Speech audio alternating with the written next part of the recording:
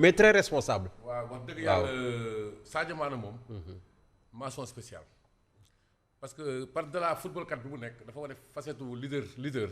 xam nga ñun dañoo am chance bi ñu daan jàng management. may fàttali leadership pour leadership bi nga ko doon def Beckenbauer dañu daan jël exemple. waaw qualité yi mu am quoi. waay loolu lañu doon jàngale leadership. bi jàng management. te xam naa ne Sadio Mané bi jëfandéemam bi moom dañ ko jàngale ci boo moytu école yi gën a mag business school yi gën a mag. boobu ci États-Unis d'Amérique sax. parce que vraiment dafa wane ne un leader dañ koy gëmal ne rien n'est impossible. waay waay dafa gëm ne rien n'est impossible. bon ku mel ni Thierno Diop rek man ku ma toppoon gars yi ñu gis nañ bu yàgg. waaw parce que li tam kenn ko mos a gis. football Afrique vraiment xam nga ñu dem ba si nombre d'équipes sax ci coupe du monde ñu koy yokkal Pierre Simon boo fàttali ko am na ay temps Afrique. 2 équipes danañ am droit coupe du monde. waay pourquoi ñu yokkal ñu tey ba 5 defe naa. ah oui quand même. wala est-ce que romb ko. mais c'est parce que football africain dafa évoluer. mais boo xoolee arbitrage africain dafa dellu ginnaaw. ah oui on a beaucoup. mais saa waay compétition yi il faut ñu réussir ko yaa ngi fàttali ko 2 bi. football ak Nigéria. et pourquoi dëkk yi nga xam ne ñooy accueillir coupe d'Afrique toujours. mais dañuy wane xar kanam yoo xam ne parfois vraiment baaxul. 2000. waay mooy bi Fadiga tojee kër gi. ñu jiital leen. waay Nigéria boo xam ne ay Okocha yëpp ñu ngi ci. Nigéria boobu grand nom à l'époque. Nigéria boobu nga xam ne dafa boobu woon waaw. moo finaalu 88. nekk ci diggu ndëndëm. mooy moo finaalu 88. jël 94. et cetera boobu Nigéria vraiment âge d'or. waay Nigéria la. ñu jiital ko après ñëw saboté. boobu ngay gis keroog ay fas dugg ci terrain bi. parce que après dafay déterminer Fabrice mën nañu la di la ziare ci supposé joueur yi. 2004 gis nañ ko ak Égypte. 2006 kii ak Tunisie. 2006 ñu gis ko ak Égypte. mais franchement je me disais que mais il faut que ñu joxe leçon quoi. pour que yii nii après mu jeex quoi. parce que démb boo doon xool télé yi même tubaab yeeg ñëpp. indien beeg ku nekk xam ne lii moom. mais da dul yoon quoi. Mais c'était la tache d'huile même de cette compétition. Avec toute l'organisation. La grosse tache d'huile. Quand même. mais c'est la tache d'huile. L'arbitrage africain. nga baal ma foofu ma def genre digression ci diplomatie. parce que man kontaan na mooy yenn Marocains yi xanaa dañoo xamul kan lañ doon football. Sénégal la ñun ak Maroc dafa am lu ñu lié à travers l'histoire. Et la géographie. Et la géographie même parce que Maroc am na parti politique bu fa nekk li muy théoriser xam nga mooy lan frontière Maroc Sénégal la yor. depuis 1955. dañu koy théoriser. nga gis question Sahara bi soutien bi leen apporté. Sénégal bi ñu dugg ONU après les indépendances Maroc moo ko coopéré ak France. Maroc moo ñu coopéré ak France ñu dugg ONU. mais le roi Hassan II dafa daan wax naan bu ko desoon benn munition da koy xar ñaar.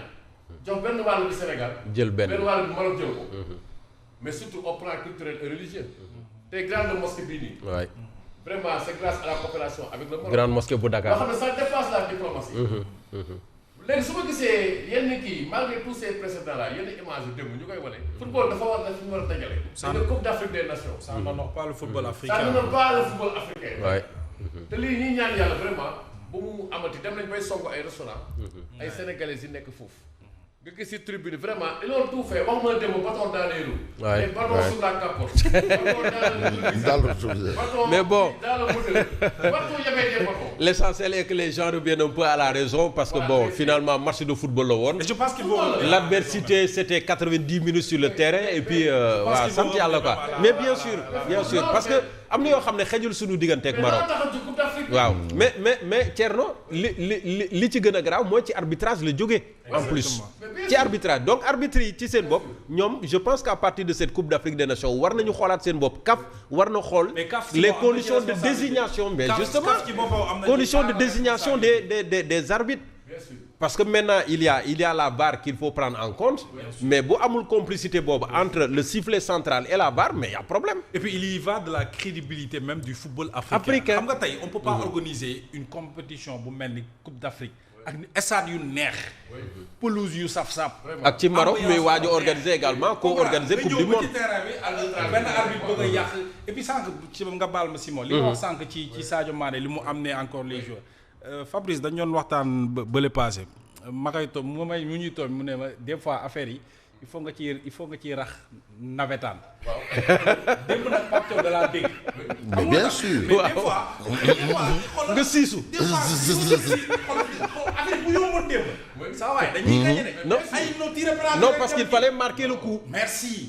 Et je pense que de par ce geste là bi Pape Thiaw def. moom moo perturbé même. non seulement arbitre mais Brahim Diaz. Tout à doorkat fait, bi. tout à fait. Xam nga, parce que les Marocains xoolal Marocains yi xalaatuñu woon ne ñun Sénégalais yi daañu quitter. pelouse bi. Ouais. ci une compétition quand même bu nga xamante ni si adduna bi yëpp mi ngi ñuy En seetaan. mondovision. comprendre mais après bon Pape Thiaw ni mu defee ça peut se comprendre. te loolu aussi ça a joué affaire nawetaan dëgg la joué. Bon, bien sûr, ça nous permet d'introduire Fabrice Ngema ak Mame Mbaye Ndiaye parce que je ne suis entouré que de 2 Ndiobène. Maintenant, au moins, Mbaye Ndiaye rax na leen. Fabrice et puis, Ngema, en mode supporter ce matin. Mais bravo à vous Et et... un ñàkk sénégalais.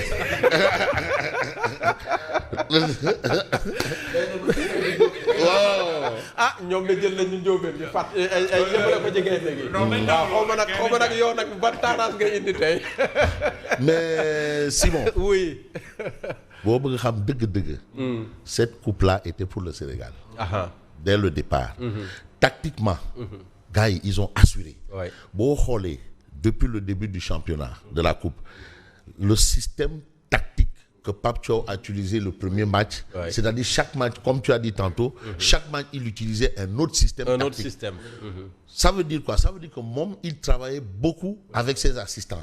C'est vrai. Parce que ñoom C'est eux vrai. ils se référaient toujours aux équipes adverses.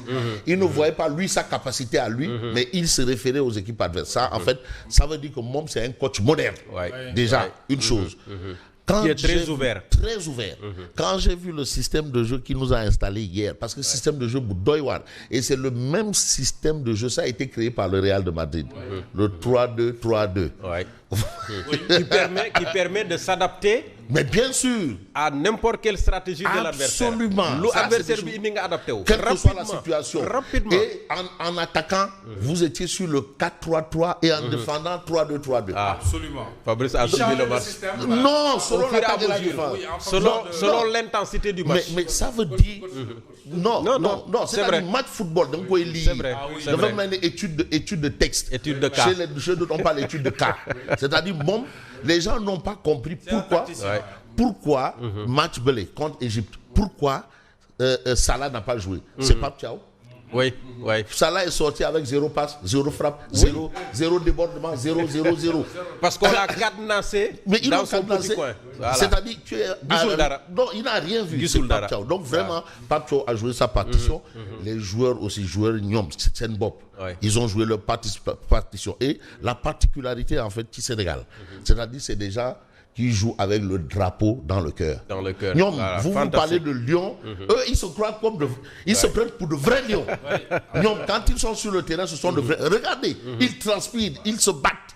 Donc ça veut dire aussi quelque part que le discours du capitaine joue. Oui, c'est vrai. Parce que aussi le capitaine a un rôle, Ah le oui. discours, parce que le discours aussi tu l'as. Mais cette coupe-là, là où je dis quelque part que Dieu en avait décidé, c'est l'acte. Xam nga quand Dieu décide, kenn mënu ci Nit dara. mënu ci dara, nit mënu Yow ci dara. personne ne sait pourquoi l'arbitre sait aller la VAR, pourquoi le joueur là vouloir faire une palenka à un moment où on ne joue pas avec, il a joué avec la vie. Non, Personne ne sait. il était déboussolé. Tout, même les athées, c'est Dieu qui a fait des athées. Bien sûr. Kenn mënu ci dara. Bien sûr. Et au final, ndam rek. Ndam rek. Fabrice a évoqué un cas intéressant. Nous allons y revenir. C'est Kalidou Koulibaly, le capitaine de l'équipe. Il est important. On va y revenir tout à l'heure avec l'intérim assuré par Mamadou Sarr. Mais Mame Mbaye Ndiaye, ndam dafa neex de. Yow démb noo def après coup de sifflet bi. ndam dafa nekk boo xoolee sa bët sax xam ne Nelawoo. ba li Fabrice wax dafa am solo. gis nga équipe booy dajeex moom ce qui est sûr moom ñoom dañu jël Sénégal teg. Ouais. jël 11 yi teg jël remplaçant yi teg ku si nekk ñu étudier ko. Sadio Mané nii lañ ko war a fàtte ñu xam ne foofu jàllul ñu jëlaat beneen jour teg. xam nga chance su Sénégal mooy comme ni ko Simon di waxee même banc bi sax. buñ duggoon mën na def résultat. buñ duggoon dañuy jël coupe bi. parce que coupe bi ren suñu coupe la mooy li Fabrice wax. même banc bu duggoon ñi nga xam ne ñooy 11 partants yi toog dañuy jël coupe bi. te puis ñoom bi ñu defee seen étude certainement def nañ xool xam ne fàtte nañu fépp. bu dee terrain bi moom amuñu fenn fu ñu jaar ba gañe ñu ne nañ leen déstabiliser. mentalement ñu ne ñii nañ fexe ba ñoom ñu déstabiliser leen quoi. mooy lu ñu gis failles yi nga xam ne gis nañ ko yëpp. waay à 48 heures kenn notifié la fi nga war a entraîner yow pour nga jóge sa hôtel ñëw Rabat gis nga. problème liñ daj. mais gis nga loolu. supporters yi ak problème mu billet yi li ñu daj. joueur supporter 12e gaynde amuñu accès à stade bi. gis nga fi ñu parquet. benn espace bu ndaw. waay ñu teg ñu fa. mais ñooñu tamit dañu jar a jaajëfal supporters yi. non les Marocains yi ñoom c'est des frères du Sénégal mais xamuñu sénégalais. mais frère sénégalais boo ko jaay doole dina la ñu say astafurlah kay astafurlah frère boobu noonu wane ñu ko ci kàddu non dañ seen ñaaw dañ ko ci compétition xam nga non sénégalais boo ko bëgg a nax da nga koy raay. te bi 12e gaynde jaay yàlla jaajëfal leen. ak ay sëñ. oui le 12e gaynde le 12e gaynde il faut ñu jaajëfal leen. gis nga malgré nombre bi ñu nekk noonu effectif bu ndaw bi ñu nekk mais terewul de fexe nañ ba nit ñi dégg leen ci stade bi. bi mu jëlee wàcc dóorante seen dañu wàcc dóorante seen parce que mooy li ngay wax affaire nawetaan la. waaw ñoo xam ne malgré effectif bi ñu ne il faut ñu wàcc defal seen non c'est ça affaire nawetaan la. bu jaaree defante da ngay defante. war na leen ne bu fekkee lii ngeen bëgg nañ ci def. ma fekk si leen bu fekkee football la également mën nañu ko ba jaar bi fenn. bi ñu demee imposé yàlla dogal na ne gis nga li ñu gis. te yaa ngi naan non arbitre bi xaw ma la. arbitre bi defarul boppam. arbitre bi yoon bu defee dañ ko def loo. man de loolu laa jot mën na ko def gratuitement. man loolu laa jot. ñëpp xam nawetaan parfois il faut mu pëccaxoo. non mbir bi dafa war a pëccaxoo ba pare. pëccaxoo ba mu saf. ñun ñaata carton la ñu jël. mais waaw nawetaan bi. et puis Pape Thiaw booy ñaari tali la. c'est ça waaw yow doo ñëw fi booy ñaari tali di ko. waaw tey de ñaari tali. distribué comme Pape Thiaw mu ko neexee. Pape Thiaw waa JA la. L'arbitre a été très généreux en carton notamment contre le Sénégal d'ailleurs et loolu moom. mais moom kay rempli de contrat. yàlla peut-être dafa doon soxla reliquat. waaye rempli de contrat boobu normal waaye li nga wax dafa am solo gis nga équipe africaine il faut que ñu xam ne lii dóoru Sénégal nekkatul stade bu fees. c'est ça mais yow qualification coupe du monde yi nii.